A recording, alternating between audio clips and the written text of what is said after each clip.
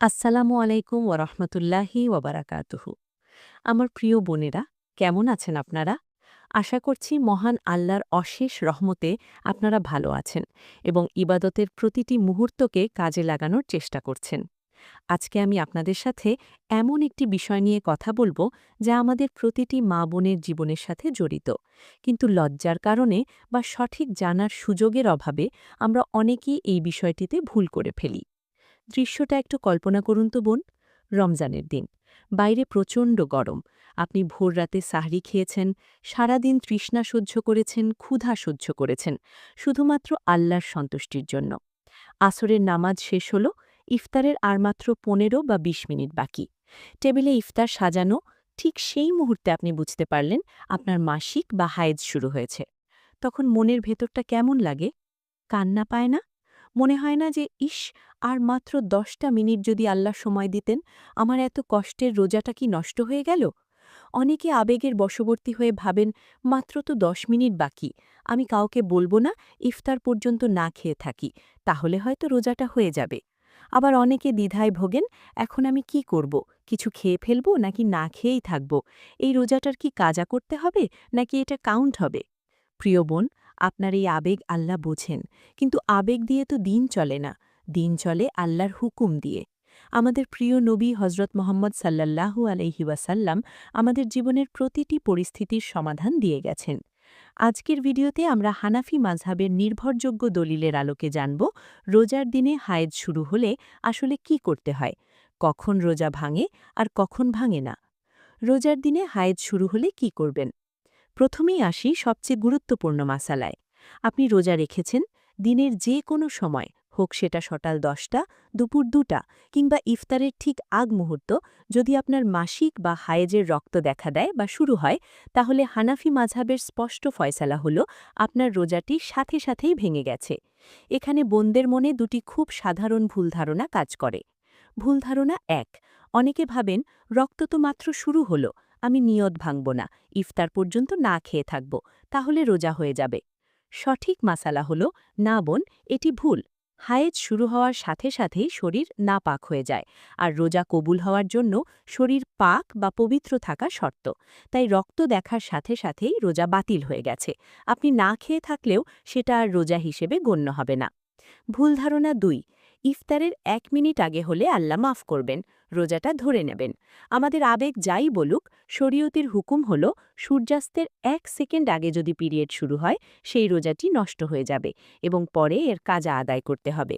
তবে এখানে হতাশ হওয়ার কিছু নেই, আল্লাহ তাআলা আপনাকে সওয়াব থেকে বঞ্চিত করবেন না। আপনি যে সারাদিন কষ্ট করেছেন এবং আল্লাহর হুকুমে এখন রোজাটি ছেড়ে দিচ্ছেন, এই আনুগত্যের কারণে আল্লাহ আপনাকে ইনশাল্লাহ আজর বা প্রতিদান দেবেন। রোজা ভাঙার পর কি করবেন? খাওয়া দাওয়া ও আদব।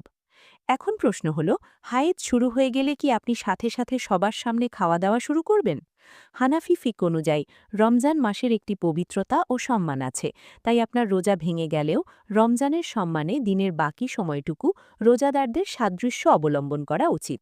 এর মানে হল, আপনি পেট গড়ে সবার সামনে ইচ্ছামতো খাবেন না, আপনি ঘরের আড়ালে, লোকচক্ষুর অন্তরালে প্রয়োজন অনুযায়ী পানি বা খাবার খাবেন। বাচ্চাদের সামনে বা রোজাদারদের সামনে খাবেন না, যাতে তাদের কষ্ট না হয় বা রমজানের অমর্যাদা না হয়। অর্থাৎ আপনার রোজা নেই ঠিকই, কিন্তু রোজার আবহ বা পরিবেশ বজায় রাখবেন।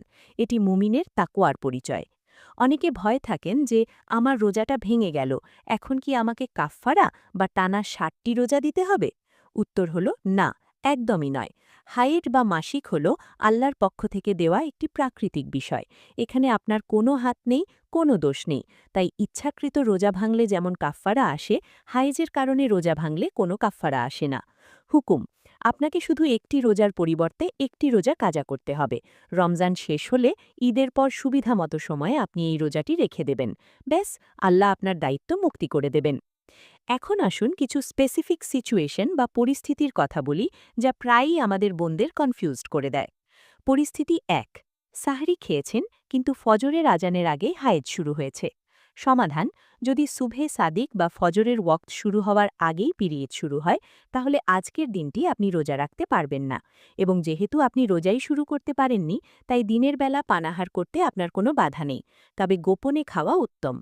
পরিস্থিতি ২, শুধু দাগ বা স্পটিং দেখা গেলে কি করবেন? এটি খুব সেন্সিটিভ বিষয়।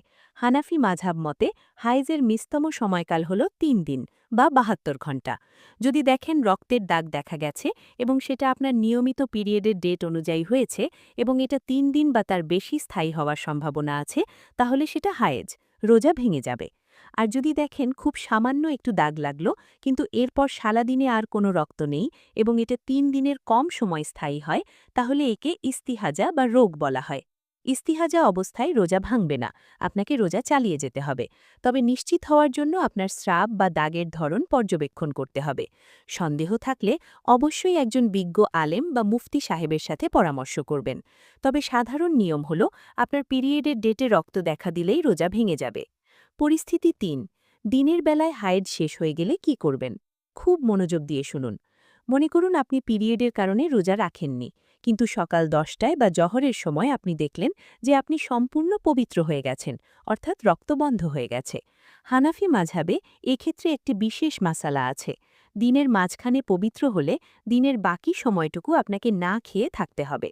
যদিও এই দিনটি রোজার মধ্যে গণ্য হবে না এবং পরে কাজা করতেই হবে, তবুও রমজানের সম্মানে সূর্যাস্ত পর্যন্ত পানাহার থেকে বিরত থাকা ওয়াজিব। একে বলা হয় ইমসাক। অনেক বোন এটা জানেন না এবং পবিত্র হওয়ার পরেও বিকেল পর্যন্ত খেতে থাকেন। এটা ঠিক নয়। প্রিয় বোন, পিরিয়ড শুরু হলে নামাজ এবং রোজা মাফ, কিন্তু আল্লাহকে ডাকা তো মাফ নয়। অনেক বোন পিরিয়ড শুরু হলে সব ধরনের ইবাদত থেকে দূরে সরে যান, ভাবেন যে এখন তো আমি নাপাক। মনে রাখবেন, মুমিন কখনো পুরোপুরি নাপাক হয় না যে সে আল্লাহর নাম নিতে পারবে না। আমাদের প্রিয় নবী হজরত মুহাম্মদ সাল্লাল্লাহু আলাইহি ওয়াসাল্লাম সব সময় আল্লাহর জিকির করতেন। এই সময়ে আপনি যা যা করতে পারবেন এবং করা উচিত: ১. বেশি বেশি ইস্তিগফার, আস্তাগফিরুল্লাহ পড়া। ২. দুরুদ শরীফ, সবচেয়ে দামি আমল। বসে শুয়ে কাজের ফাঁকে হজরত মুহাম্মদ সাল্লাল্লাহু আলাইহি ওয়াসাল্লামের উপর দুরুদ পড়ুন। ৩. দোয়া, ইফতারের আগে বা তাহাজ্জুদের সময় হাত তুলে দোয়া করুন। অজু বা জায়নামাজ ছাড়াও দোয়া করা যায়। ৪. ইসলামিক বই বা লেকচার শুনুন। কুরআন শরীফ স্পর্শ করা বা তিলাওয়াত করা নিষেধ, কিন্তু আপনি তাফসির পড়তে পারেন, হাদিস শুনতে পারেন। তাই মন খারাপ করবেন না, আপনার এই বিশ্রামটুকুও আল্লাহর ইবাদত হতে পারে, যদি আপনি সবরের সাথে আল্লাহর ফয়সালা মেনে নেন। ভিডিওর শেষ প্রান্তে চলে এসেছি। আসুন আজকের আলোচনাটি একটু সামারি করি। ১. রোজার সময় রক্ত দেখা মাত্রই রোজা ভেঙে যায়, জোর করে না খেয়ে থাকলে সওয়াব হবে না। ২. এই রোজার জন্য কোনো কাফফারা বা গুনাহ নেই, শুধু রমজানের পর একটি কাজা করতে হবে। ৩. রোজার দিনে পবিত্র হলে বাকি দিন না খেয়ে রোজাদারদের মতো থাকতে হবে। ৪. নামাজ রোজা বন্ধ থাকলেও জিকির ও দোয়া চালু রাখবেন। প্রিয় বোন, আল্লাহর রব্বুল আলামিন আমাদের নারীদের শরীরের গঠন এভাবেই তৈরি করেছেন। এটা কোনো অভিশাপ নয়, বরং এটাই আল্লাহর হিকমাত। আল্লাহ আপনাকে যে অবস্থায় রাখতে চান সে অবস্থায় থাকাই হল বন্দেগী। হায়েজ অবস্থায় নামাজ না পড়াটাই আল্লাহর হুকুম মানা, আর রোজা না রাখাটাই আল্লাহর হুকুম মানা। সুতরাং কোনো অপরাধবোধ বা হীনমন্যতা মনে রাখবেন না। আজকের এই ভিডিওটি যদি আপনার একটুও উপকারে আসে, তাহলে অনুরোধ করব ভিডিওটি আপনার মা, বোন, ভাবি বা বান্ধবীদের সাথে শেয়ার করুন।